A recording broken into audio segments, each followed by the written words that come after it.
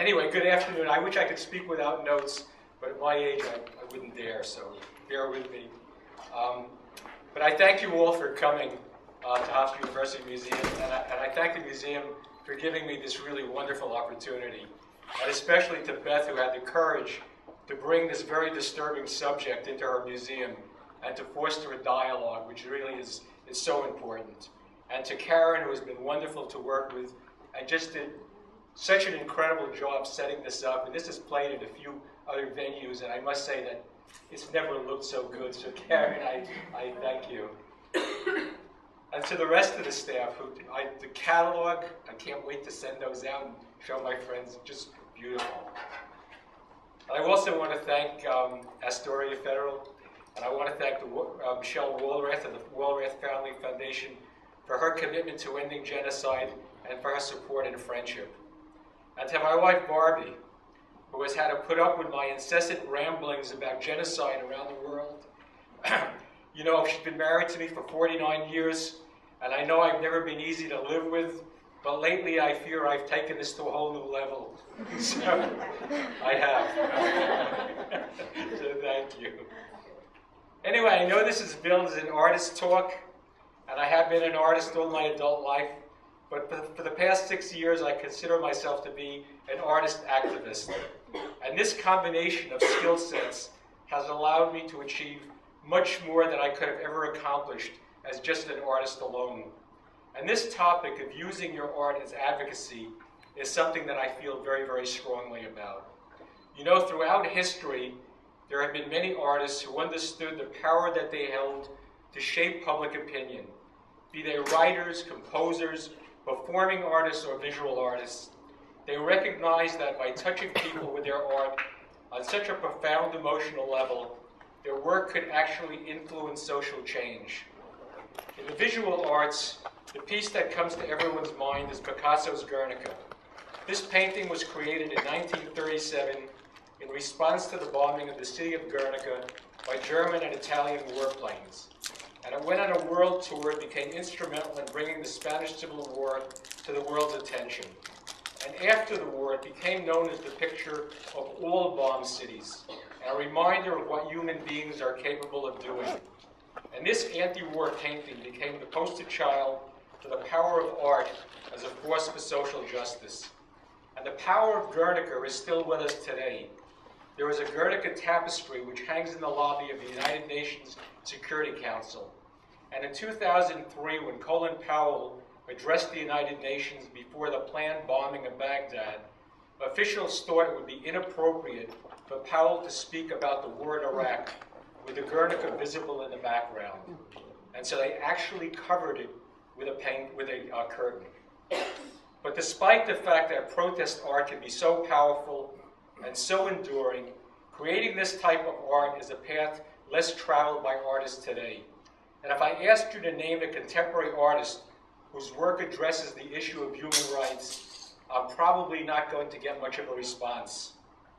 Many of you would probably name Ai Weiwei, because Ai has made the transformation from controversial Chinese artist into an international icon of dissent.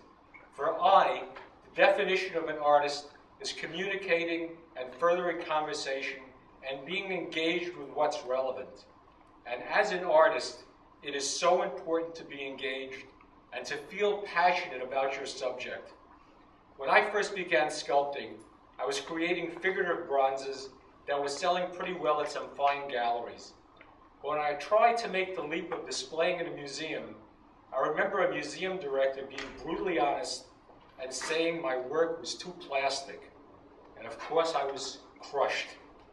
But in hindsight, of course, he was correct. And I realized I was making commercial sculpture, which was a natural progression from my 40-year career as a New York ad man making commercial art. But as my sculpture evolved, at some point, like a lot of artists, my work became influenced by Africa. And it was while I was doing research about Africa that I discovered the genocide that was happening in Darfur. And I was in total shock. Shocked not only by the brutality, but also shocked that it was happening without me having any knowledge of it. And I spoke to my friends and I found they knew as little about it as I did. And I think because of my Jewish heritage, I was particularly troubled. The post-Holocaust outcry of never again, to me, included not only the Jewish people, but all of humanity. But here it was only a half century later, and the world was allowing it to happen again. And I realized that a big part of the problem was a lack of media coverage was allowing this genocide to happen under the radar. So this became the turning point in my career. I had found something that I felt really passionate about.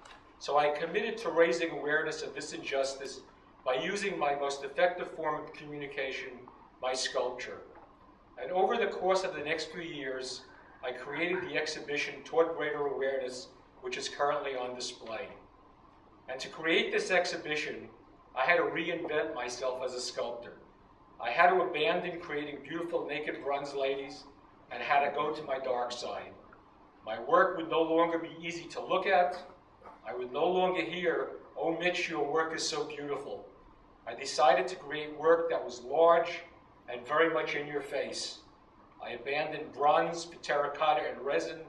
I abandoned my color palette for black. I transitioned from highly polished to rough and organic. And I remember the galleries that had been representing me were not very happy. One of them reluctantly accepted my first Darfur work for display. And a few days later, the gallery owner called. She said, "Mitch, you have to pick up that Darfur piece. One of my best clients just came in with her child who took one look at your piece and became hysterical and wouldn't stop crying until I took it out of the gallery." So I knew I was on the right track. And of course, during the years that I was creating this exhibit, I was immersed in research about the horrors of Darfur and printing out graphic reference for my work, photos of malnourished children, mutilated victims, and my studio was filled with the evidence. And just for good measure, there were body parts everywhere. And it reached a point where my wife refused to come into my studio. And I understand, it is hard to look at. The first time that I presented the exhibit, which was in my current hometown of New Bern, North Carolina, I had no idea of what sort of a reaction I was going to get. I mean, this is a genteel southern town whose taste in art runs the gamut from watercolors of fruit all the way to watercolors of vegetables. And I knew they had never been exposed to anything like this. And I was expecting some major pushback, but much to my amazement, it was very well received. Some wept openly, some told of going to sleep with the troubling images of my work on their minds. Some told of coming back numerous times with their children who used the exhibit as a teachable moment. So I must confess that using my art to move people in such a manner became the most rewarding experience of my life. And it gave me a very strong sense of the power that we artists have in our hands. And I knew that this was a path that I was totally committed to.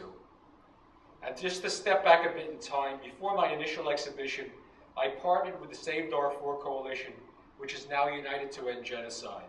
And for the opening reception, their director of development came down to speak. And she expressed an interest in keeping our partnership going and presenting this exhibition at other venues around the country. Well, one of the things that I learned from her was that university students are among the anti-genocide movement's strongest supporters. So with that in mind, I elected to present the show to art museums of universities that had genocide or African studies programs. And the exhibition was recently shown at the FedEx Global Education Center at UNC Chapel Hill. And after Hofstra is traveling to the Holocaust and Human Rights Center at the University of Maine. I did want to mention just one thing about viewing this exhibition. As I said, I'm thrilled that you all came this afternoon. And these opening exhibitions are always a lot of fun. And you get to mingle and have some munchies and a little wine. But of course, it's not really the best way to experience this type of an exhibition. I would invite you all to come back at another time. Come when the museum is empty. Come when you can feel the sadness of the music and the exhibit. Let yourself become totally immersed in it. And allow the sculptures to speak to you about the tragedy and the suffering that these people have endured. Anyway, because of my involvement with United to End Genocide, they asked me to help with the 1 Million Bones project. Are any of you familiar with this project? Is there a STAND chapter on campus? I don't believe so. You don't think so? Okay. Well, for those of you who are not familiar with 1 Million Bones, this is another example of art as activism. It's a project of an installation artist named Naomi Natali, whose vision was to place 1 million bones on the National Mall in Washington, D.C. to simulate a mass grave. And the bones are being made out of ceramic, and they're being made around the country and should be on the mall next spring. And I was asked to lead the bone-making events for the state of North Carolina. And one thing that I learned from this experience, as well as from watching the reaction to my exhibition, was that people really do care about these genocides. And this actually came as a surprise to me. Because when the genocide in Rwanda happened in 1994, and just to remind you of this, almost 1 million people were slaughtered in under 100 days, and that was actually 20% of their population, and there was no American outcry. And I wondered, how could that be? How could we Americans have allowed that to happen? Whatever happened to never again? Well, one congressman's response was, Americans don't care. He said if only 25 of his constituents had spoken out, he would have raised the issue in Congress, but they didn't, and Congress did nothing. So now we fast forward a few years to the present, and we have genocides happening in Darfur, in South Sudan, in Congo, in northern Uganda, in Burma, but this time they're not happening under the radar, largely in part to the many fine anti-genocide organizations and to social media. Americans are very informed and are looking for ways to make their protest heard. And I found that projects like 1 Million Bones, which are so hands-on, really get people involved. Making a bone and putting your name on it gave people a real sense of empowerment. So with that in mind, I started a foundation which is called Arts to End Genocide. And the mission of the foundation is to combine the power of art with the technology of today to bridge cultural divides and set up a dialogue about human rights. And we're working on our first project, which is a video collaborative called Stomp Out Genocide. And for those of you wondering what's with the red sneakers, the storyline involves a pair of red sneakers which are found in a destroyed African village and come to symbolize all children who have been victimized by genocide.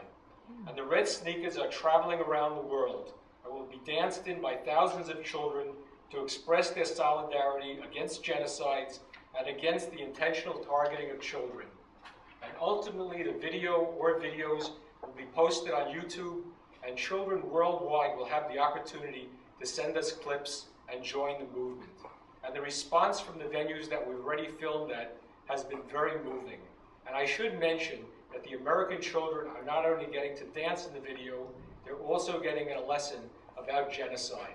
So this is yet another example of the power of art to touch and to enlighten. I really believe that genocide affects us all. And by observing the mass murder of men, women, and children, and by not acting, we all become accomplices. I remember when I was a youngster and the Nazi death camps were liberated, and we were confronted with the horrors of genocide, and the world acted surprised, and the world acted shocked, and the world said, we never knew. I guess I see my role as using my art to really confront viewers with the stark reality of the genocides that are happening today on our watch, and to say to all who view my exhibit, now you know, and now you must act. You know, I've been an artist all my adult life, but these past few years have been the most amazing and rewarding journey, and I've met the most wonderful, caring people, and I know that I've grown as a person and as an artist. And the museum director, who once called my work plastic, is now a great supporter. And I know that there's a group of students here this afternoon who are sculptors, and I hope I've given you some understanding of the enormous power of art, and that in some small way I've inspired you to channel your energy and your talent as a force for human rights and social justice. United to End Genocide has a group of fellows named after Carl Wilkins. Carl Wilkins was the only American who remained in Rwanda during the genocide, and Carl's credo was that one man can make a difference. This is something I really believe. And if there's one takeaway from this talk today, it's that we're living in an amazing world where each one of us has the potential for global impact through our spoken or written word, through drama, dance, visual art. We can influence opinions around the world and shape outcomes. Each of us has the power to make this world a better place. Please use it. Thank you. Wonderful.